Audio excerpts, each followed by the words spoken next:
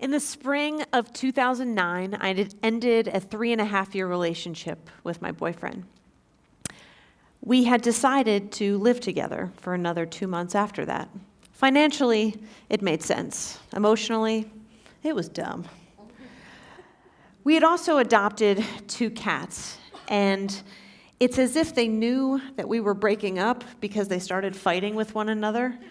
So it was a mutual decision for both species to end and separate. But I really wanted to stay in the house where we lived with my cat, Chairman Meow. It was a really beautiful home that was completely wheelchair accessible, which is very hard to come by, especially in Tucson, Arizona. And it had a beautiful view of the Santa Catalina Mountains from my front porch. My landlord had previously lived there with 4 special needs adopted children. It was set back from the road behind 2 big houses, down an alley, and it was very remote. But I did want to move myself out of the bedroom in which I had lived for 3.5 years with my ex-boyfriend and into the living room. And in order to do that, I was going to have to make some changes. So my mom volunteered to come out on one of her vacations to help me with this project. And you see, what was kind of fun that was happening in my life is I had been in a wheelchair for about 10 years following a spinal cord injury. And I had stopped focusing on my disability as that main intervention, and I had started thinking about my environment as the intervention. I had even gone so far as to talking my place of work, the Tucson Museum of Art, into building better ramps, accessible door openers, and they had even fabricated a key for me to get into the museum with a special lock. So feeling very savvy about my new design skills, we decided to hire a carpenter. So my mom said that she was going to take over that part of the project. So I'm at work one day, and I get a call from my mom. Katie, you have to come home. I have met the most adorable carpenter that you need to meet. And I'm like, oh God, here we go again. My mom is already trying to fix me up with someone. What has it been, like 3 months? But I'm intrigued. So I get in the car and I drive back to my house. And I pull into my porch, and there I see my mom with this dude drinking a Corona on the front porch. And I say dude because he is about 5'5", tan skin, wearing a trucker's hat sideways with little fringe of hair hanging out the side, a neon tank top with shorts that hang below his knees, and basketball sneakers that are slightly untied. He's got blue sparkly eyes, tan skin, and a constant grin on his face, even when he's not really smiling. And I was smitten. But it was as if he had stepped off the beaches of Baja into the old Pueblo. You couldn't get much more dude if Jeff Bridges had stepped off the bowling alley, right? So we go into my house. He tells me all of the things that he's going to do to change my living room into something that's going to be more accessible for me. Maybe build some shelves, put on a door with a handicapped handle, and maybe even make a sliding horizontal window that my cat can get in and out of that I can access myself with a special lock. So I say, that's great. He's so good at the job, and I'm so smitten, that I even invite him to come to the Tucson Museum of Art and do some work in my office. So that's what happens. Almost a full year goes by, and things are actually going really well for me. I get a new roommate. Her name's Delia. She's a nutrition major from the University of Arizona. She's really sweet, very smart, giggly, and fun. I've got a lot of new friends that I've met since my ex-boyfriend had left the picture. I'm still at the Tucson Museum of Art. But Tucson, Arizona had flexed its muscles of righteous indignation about a year later in 2010 and passed the most comprehensive anti-immigration law that the nation had seen since the 1930s. Tucson was always kind of a wacky place, felt a little Wild West with tall fences and loud barking dogs every once in a while. But it was starting to feel a little bit strange. And I had a very good friend that was walking their child in the park one day and had been racially profiled for kidnapping. People from Mexico were not coming up to shop at the Tucson Mall, and it had almost gone bankrupt within the first 3 months. So things just felt a little off. One random day in February, I get a call out of the blue at work at around 10 o'clock in the morning from my roommate. Katie, you have to come home. There's been a burglary. They took a lot of stuff. You got to get here. I tell her to calm down. She needs to call the police. Hang up the phone. I go tell my boss that I need to get home. And I wheel down the ramp and out to my vehicle. And as I'm trying to get into my vehicle, I put the adaptive ramp down. I wheel up the ramp. I transfer myself into the driver's seat. And I'm about to turn on the car and start driving, but I am shaking. This is a first for me. I've never been burglarized. I had never been robbed. I had never been violated in such a way. And I'm about ready to drive, but I can't actually drive my car because, you see, I drive with my hands because of my paralysis. I put my right hand on a steering cuff to steer, and I put my left hand on a lever to do gas and brake. And my hands are shaking so badly that I can't even drive my car. So I take a moment, I take some breaths, and I drive the 3 miles north back to my house. And as I'm driving up the street, I see construction workers everywhere and jackhammering. There's a lot of work being done in my neighborhood. Did anybody see anything? I pull into my driveway. I see a police car. I see my roommate Delia and her parents. And I see our front gate wide open, entry point number 1. We didn't lock the gate. Frankly, I didn't know how to. Entry point number 1. The police officer tells me I need to go into the house and try to take inventory of everything that's been taken. So I walk in, and every electronic you can think of is gone. Microwave, television, digital camera, all of the usual things. I go into my bedroom, and I realize that my iMac computer has been taken, and 10 years worth of music, my music, was gone. My autobiography, 10 years of collecting the music of my 20s, it was gone. And that's when I lose it. I felt so alone and so scared and so violated, but also that this whole part of me had been taken. So I tell the police, we start to take kind of inventory of everything. They go out and interview the construction workers.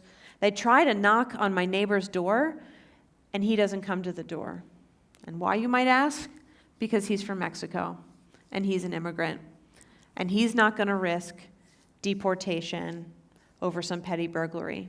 So when the police knocks on the door, he doesn't come. The dog barks, nothing happens. And I don't blame him. This is where we are. So I give all the information that I can, and the police officer tells me that I need to lock up my house as quickly as possible, get new locks, secure everything. I call my best friend Earl and his girlfriend Dawn, and they come over and they invite a lot of friends, this whole community of support, because I just want to be around people. I am scared, but I want to protect myself.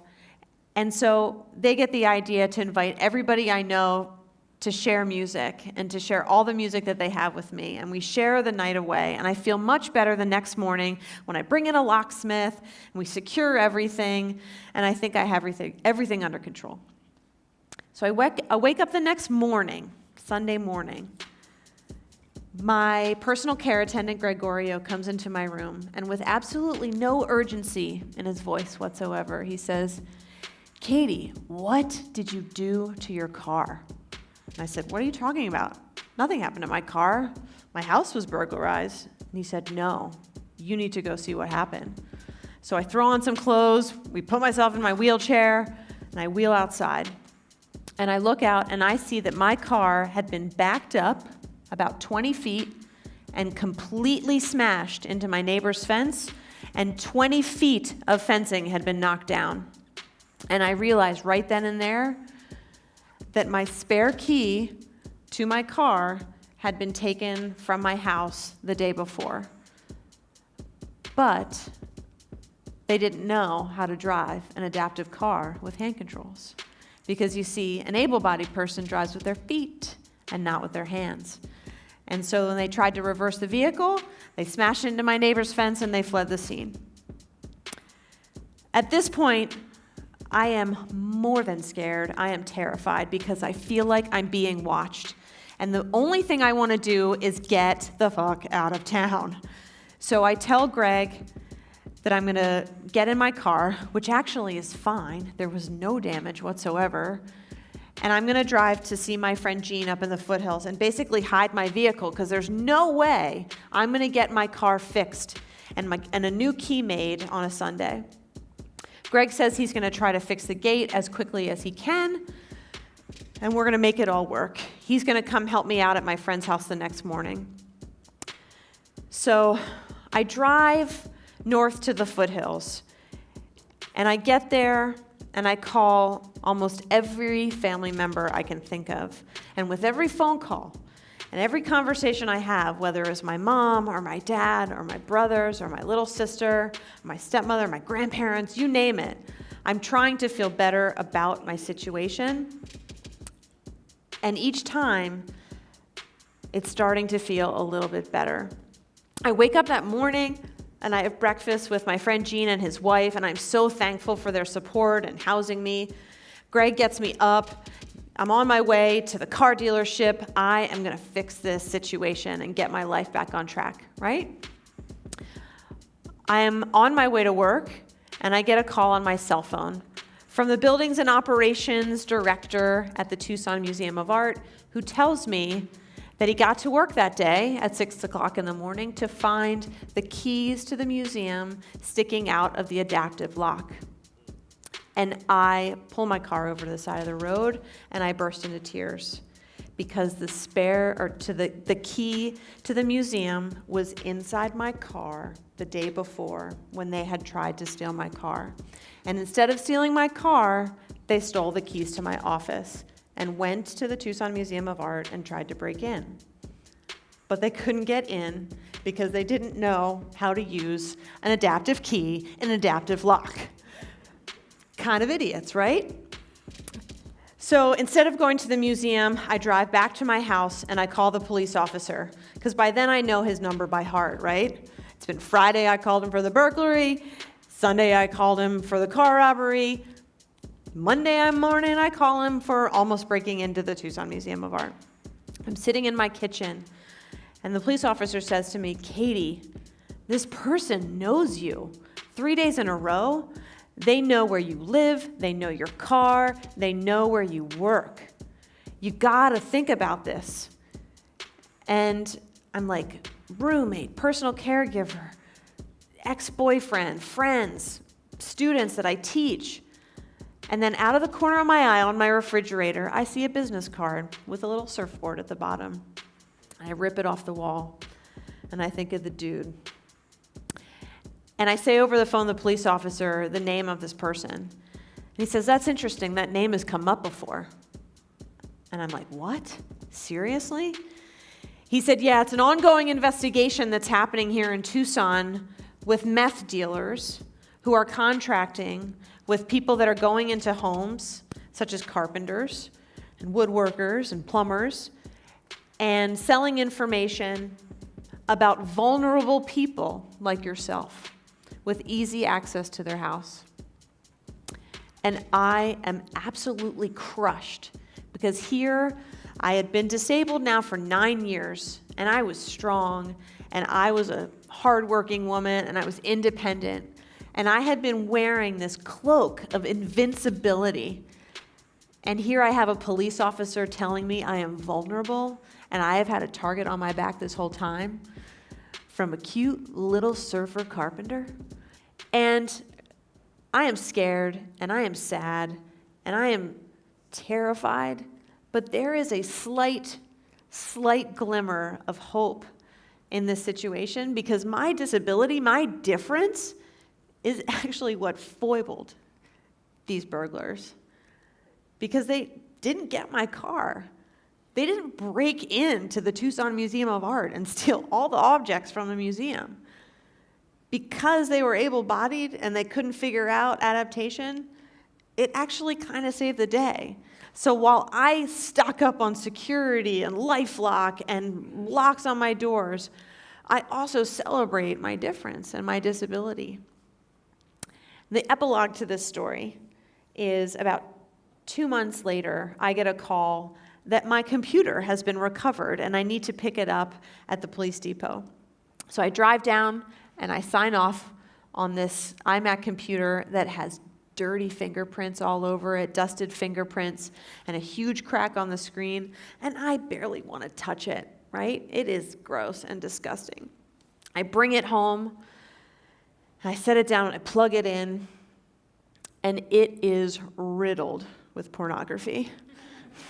There are pictures, there are video files, there is voluptuous wallpaper, and I think, okay, I'm going to press the eject button here on the DVD-ROM and see that maybe there is some small semblance of me that pops out of this computer. So the disk drive pops out, and the DVD reads, Anal Adventures, Volume 2. And I think at this moment, you know what? I need to say thank you. I need to say thank you to this community who came out and supported me, to all of my friends and my family. And I need to have a party. But it's not going to be a music sharing party, because I've got a new type of media that I need to share with my friends.